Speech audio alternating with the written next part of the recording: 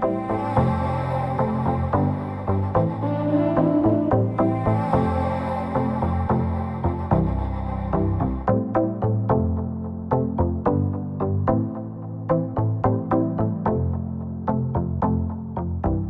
back to Leading Intentionally with Diana as we shift our focus from questions we ask ourselves as leaders to the impact our thoughts have on our lives and the direction it takes. We have entitled this three-part series, Change Your Thinking, Change Your Life. Just the title alone is so intriguing to me. I can hardly wait to unpack this together. So let's get started. In his book, Change Your Thinking, Change Your Life, John Maxwell says there are 5 main points to unpack.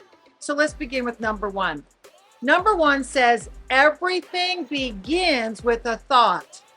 Wow, that is a very bold statement. He doesn't say some things or even most things, but everything. To say everything is such an all-inclusive word. Talk about thinking on what we are thinking. Well, he goes on to say, change your thinking, you change your beliefs. Our thoughts have a direct impact on our beliefs. So let's slow down just a bit to think on these 2 statements. Everything begins with a thought, and when you change your thinking, you change your beliefs. All right, John Maxwell also says beliefs are always a byproduct of what we have thought about long enough to buy into.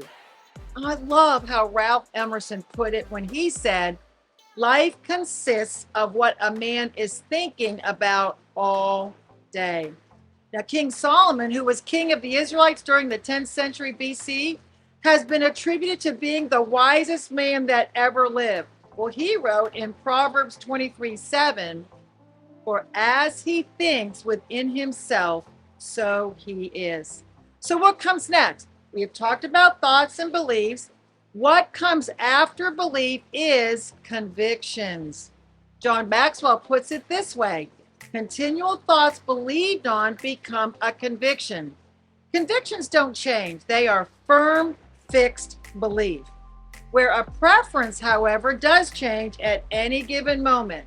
So how can we tell if our beliefs have moved into a preference or have moved into a conviction? It's by our actions.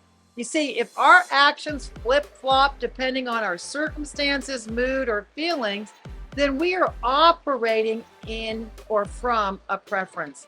If, however, our actions stay the course, no matter what, then we are operating from a conviction.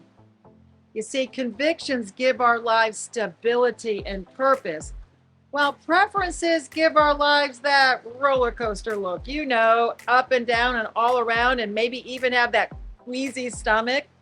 All right, so you ready for point 2? What we think determines who we are, and who we are determines what we do. John Locke said the actions of men are the best interpreters of their thoughts. So simply put, thinking becomes doing. All right, point 3. Our thoughts will always determine our destiny, and our destiny determines our legacy. Our thoughts are like a taxi taking us places.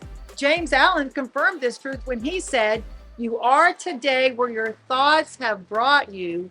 You will be tomorrow where your thoughts take you. So, if my thoughts, your thoughts, are so pivotal to our today and tomorrow, then how can we control them? Can we control them? Well, until next time, let's remember that we all as leaders are on a quest of continually learning to first add value to ourselves, so we are always ready to add value to others.